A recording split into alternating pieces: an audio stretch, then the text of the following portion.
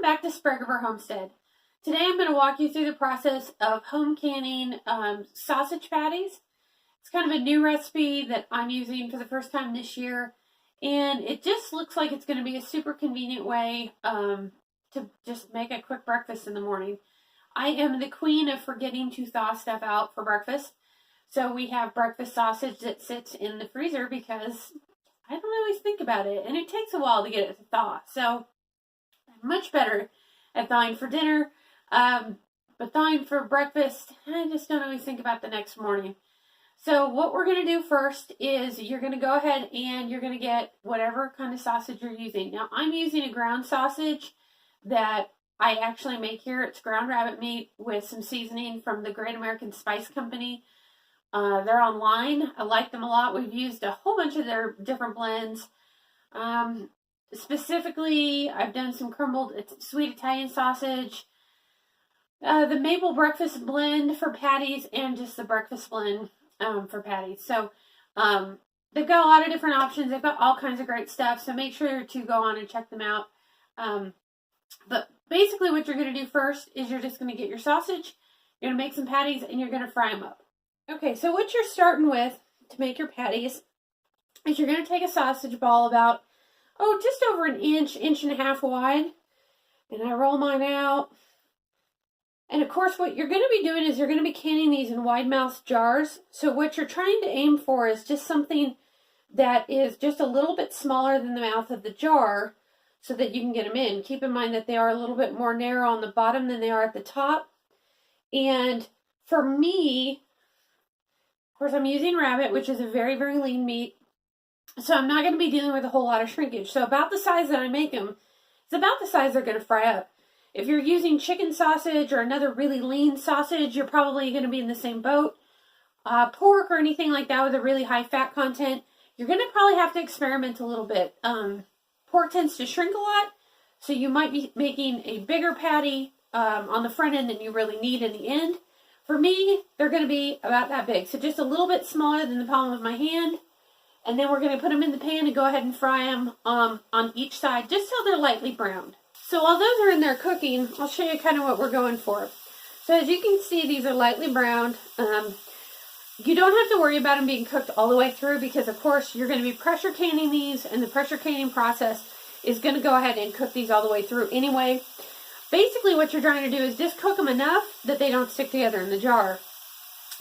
The reason you don't want that is because, of course, they do tell you that canning one big lump of meat, which is what'll happen if you try not to fry them first, is actually not safe because you can't get the heat to penetrate all the way through the entire ball of ground meat. So,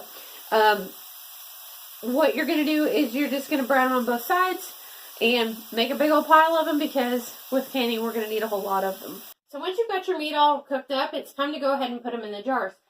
So like I said before, we are using the wide mouth. These are going to be the pint jars. And the reason you want to do this is because, of course, your patties are pretty big, and if you try to use a standard mouth jar, it's not going to fit, which is no fun. So what we're going to do is we're just going to go ahead and put our patties in there. Now, depending on your thickness, you may have to adjust a little bit because what you're aiming for is to leave at least 1 inch, or like the canning book actually says, a generous 1 inch headspace. So for me, since I've been doing this for a little bit, what I've noticed is on my patties, which are, like I said, about 1/4 of an inch thick, I'm actually getting about 6 of them in there. So we'll go ahead and get 6 of these beauties in there.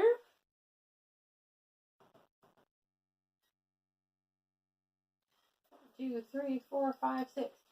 Now sometimes you'll get them a little thinner and you'll have extra space on there. If you want to get a 7th one in there, if you've got room, that's fine. Some people only get about 5 of them in there, depending on, again, on your thickness. I kind of go with the rule that for us, 6 is great. That's 3 a piece if we open a jar for breakfast. And a little too much headspace in meat is never a bad thing.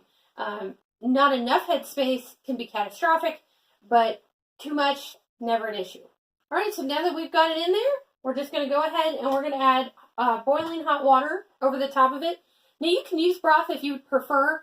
I don't usually bother. Water works just fine. And it doesn't give it too much salt or anything like that. But if you'd like, you can use broth.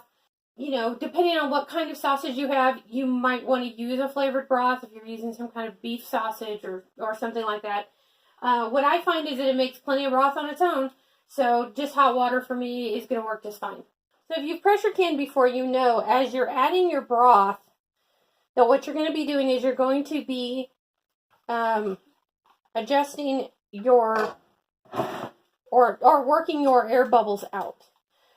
So a little tool like this, very handy. You can use a knife, whatever you'd want. What I find is the best thing to do is kind of grab them individually. So there's 1, there's 2, there's 3. And what it's doing is it's getting all the air bubbles from between the patties out, because you don't want air bubbles in there if you can avoid it. You're also going to find that the top one floats just a little bit.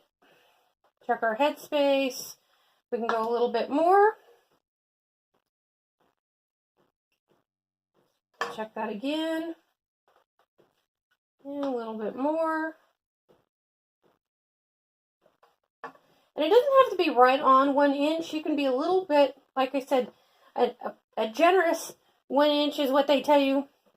The nice thing about these little tools is they actually have the little markers on there. So we are at 1 inch. And now we're just going to go ahead and put our lid on. Now, if you've never pressure canned before, I would strongly suggest that you get a book, like the Ball book, something like that. Because, of course, our jars were warm before we started putting meat into it. We're using boiling hot liquid, and our lids have been over there simmering. And I don't usually keep my rings warm. I don't see any reason for it. And then fingertip tight. And that is it. That is ready for the canner. So now we're just going to go ahead and do a few more. Once all your jars are filled, go ahead and put them in your pressure canner. I'm using the Presto 23 quart, which takes, it'll do 8 of the wide mouth jars. I believe on the standard mouth jars I can actually get 9 in there. But since we're using wide mouths, they're a little bit bigger and a little bit shorter. So we only get 8 of them in there. So now if you're used to pressure canning, you know what you're going to do from here. You're going to go ahead and put your lid on. You're going to wait until it starts venting, vent for 10 minutes, then put your little weight on, and you're going to wait until your pressure gets up to where it needs to be. Now, like most meats, this is going to be 75 minutes for quarts. If for some reason, or for pints, excuse me, if you have decided to do a bigger jar like a quart, you know, if you've got a bigger family, that might be worth it to you to do them in a quart instead. That is going to be a 90-minute processing time. Again, this is all listed in the Ball book. So I would strongly suggest if you're going to do any canning, that is like the Bible in my house as far as canning goes. So what we're going to go ahead and do is I'm going to put the lid on. We're going to go ahead and get all that started. And then I will, rather than keep you for the next 75 minutes plus, I'll just show you what it's going to look like when you're all done. So if you've been successful and you've heard the happy little ping of all your jars when you're done, it's going to come out looking like this. Now, what color the broth on the inside is going to kind of be dependent on the seasonings that you've used, the kind of meat that you've got.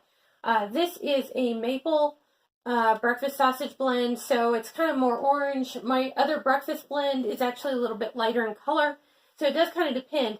Now, what you might notice, because the meat will sometimes suck up some of the liquid, you might notice that your meat is not completely covered.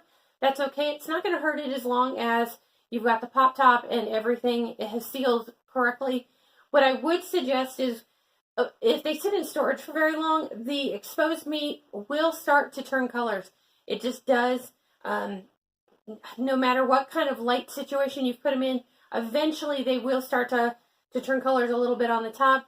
So anything that's got a lot of meat exposed, I would probably just go ahead and eat it first. We have had meat in storage. I opened a can of chicken here the other day that was admittedly 6 years old. When we moved, it got kind of fumbled into the bottom, and it was in a box that I thought was just a box of empty jars. Turned out it wasn't. So I got 12 extra jars of chicken. Good for me. And it was all still sealed, all still fine. We do make sure that when we heat it all the way to boiling just to be on the safe side. But this is what it's going to look like when you're done.